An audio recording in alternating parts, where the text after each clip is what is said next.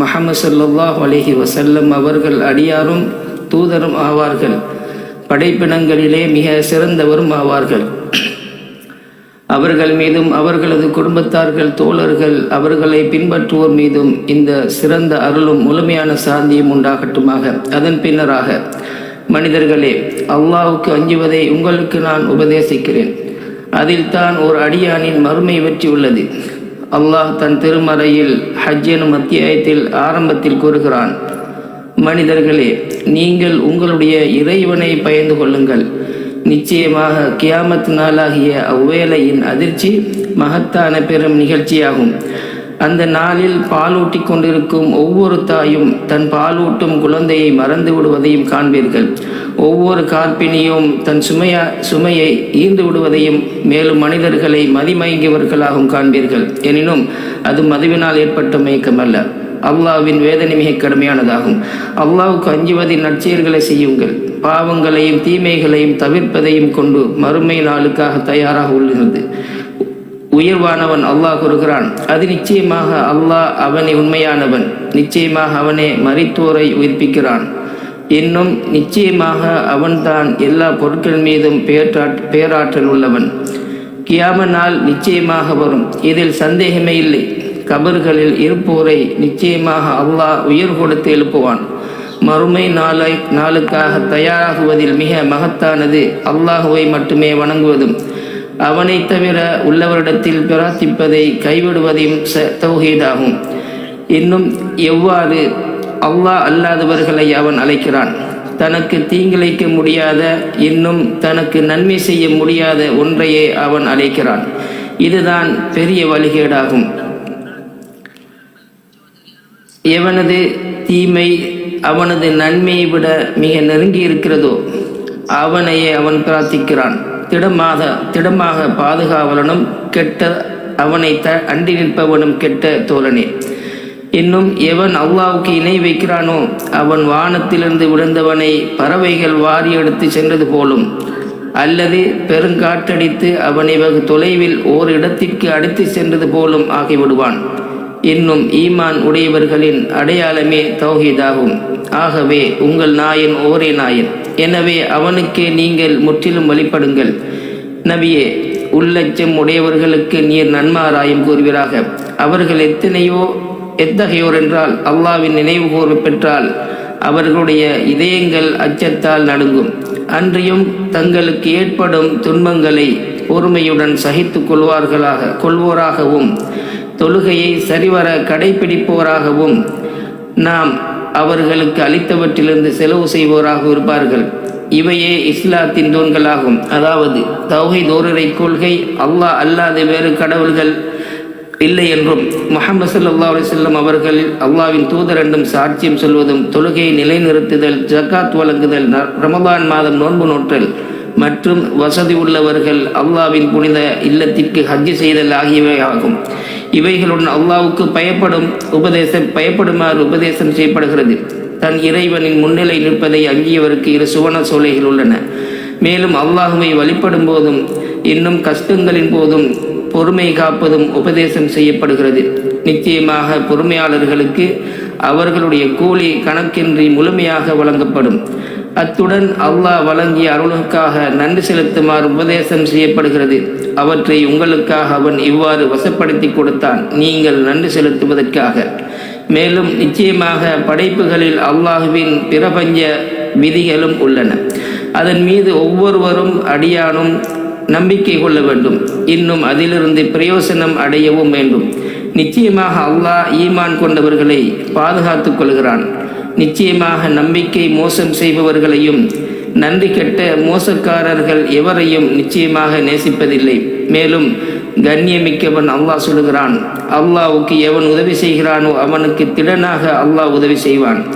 நிச்சயமாக அல்லாஹ் வலிமை மிக்கோனும் யாரையும் மிகைத்தோனுமாக இருக்கிறான்.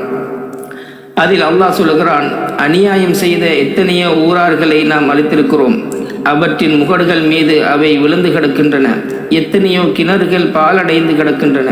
எத்தனையோ வலுவான மாளிகைகள் பால்பட்டு கிடக்கின்றன. மேலும் அல்லாஹ் சொல்லுகிறான், அநியாயங்கள் செய்து கொண்டிருந்த எத்தனையோ ஊர்களை நான் அவகாசம் கொடுத்தேன். பின்னர் அவர்களை பிடித்து கொண்டேன். மேலும் என்னிடமே மீண்டும் வர வேண்டும். அத்துடன் அல்லாஹ் தன்னுடைய தோழரான இப்ராஹிம் நபியின் ஹஜ்ஜிக்காக அழைப்பு விடுக்குமாறு கட்டளை விடுகிறான்.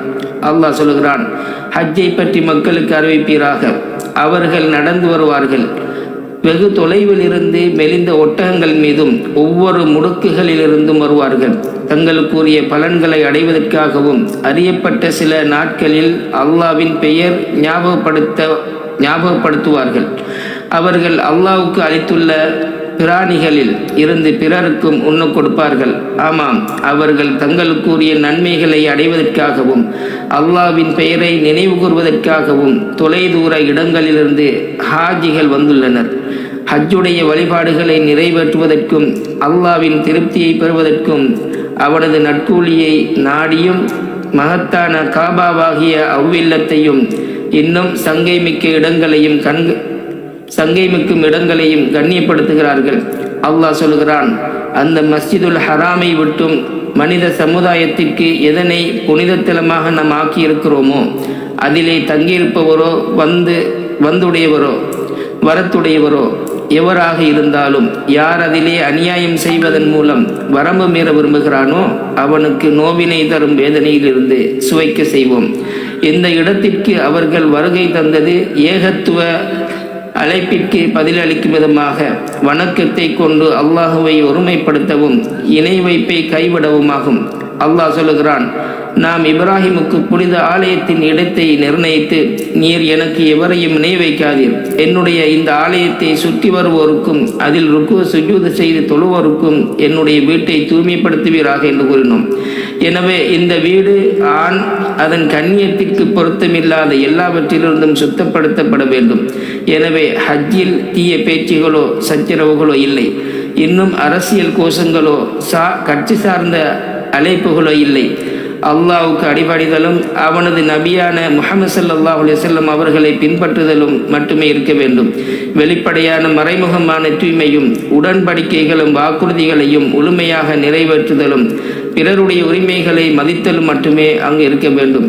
அல்லாஹ் சொல்லுகிறான், இதுவே முறையாகும். மேலும் அல்லாஹ்வின் புனிதமான கட்டளைகளை யார் மேன்மைப்படுத்துகிறாரோ அது அவருக்கு அவருடைய இறைவனிடத்தில் சிறந்ததாகும். இதுதான் இறைவன் வகுத்ததாகும். எவர் அல்லாஹ்வின் சின்னங்களை மேன்மைப்படுத்துகிறாரோ நிச்சயமாக அது உள்ளச்சத்தால் ஏற்பட்டதாகும். இந்த ஹஜ்ஜிலே ஒற்றுமையும் பரஸ்பரம் அறிமுகமாகிக் கொள்ளுதலும் ஒருவருக்கொருவர் ஒத்துழைப்பதும் மற்றும் இஸ்லாமியர்களிடத்தில் பரஸ்பர பொறுப்புணர்வும் வெளிப்படுகிறது. இந்த வழிபாடுகளை நிறைவேற்றுவதில் அவர்கள் வெவ்வேறு மொழிகளில், நிறங்கள் மற்றும் வெவ்வேறு நாடுகள் சேர்ந்தவர்களாக இருந்த போதிலும் ஒருவரை ஒருவர் நேசிக்கும் சகோதரர்களாக இருக்கின்றனர். இதனால் அவர்கள் தங்களுக்குரிய நன்மைகளை அடைகிறார்கள். மேலும் தங்கள் அறுக்கும் பலிப்பிராணிகளிலிருந்து அல்லாஹ் சொல்வது போல கஷ்டப்பட்ட ஏழைகளுக்கும் எளியவர்களுக்கும் உண்ண கொடுக்கிறார்கள். மேலும் ஹாஜிகளின் செயல்களின் நன்மை செய்தலும் பேச்சுகளில் உண்மை இருக்க வேண்டும். அல்லாஹ் சொல்கிறான், மேலும் பொய்யுரைப்பதையும் தவிர்த்து கொள்ளுங்கள். அரபா மைதானத்தில் நிற்பதில் உங்களுக்கு குறித்து அல்லாஹ் தன் வானவர்களிடம் பெருமையோடு பேசுகிறான். அது ஒரு மகத்தான நிலையாகும். அதில் தான் அல்லாஹ் பின்வரும் வசனத்தை இறக்கினான், இன்றைய தினம் உங்களுக்காக உங்களது மார்க்கத்தை நான் முழுமையாக்கிவிட்டேன். எனது அருட்கொடையை உங்கள் மீது நான் நிறைவு செய்துவிட்டேன். மேலும் இஸ்லாத்தையே உங்களுக்கு மார்க்கமாக தேர்ந்தெடுத்து கொண்டேன். எனவே நேர்வழிகாட்டியான நபி ஸல்லல்லாஹு அலைஹி வஸல்லம் அவர்களை பின்பற்றுங்கள். எனவே நபி அவர்கள் அரபாவில் லுஹர் மற்றும் அசர் தொழுகைகளை ஜம்உ மற்றும் கஸ்ராக தொழுதார்கள். பின்னர் சூரியன் மறையும் வரை அமர்ந்து அல்லாஹுவை நினைவு கூர்ந்தார்கள். பின்னர் முஸ்தலிஃபாவிற்கு சென்று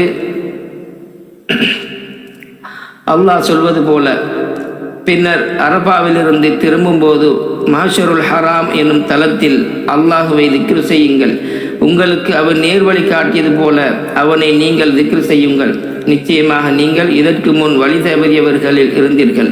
பெருநாள் அதிகாலை வந்ததும் மினாவை நோக்கி சென்றார்கள்.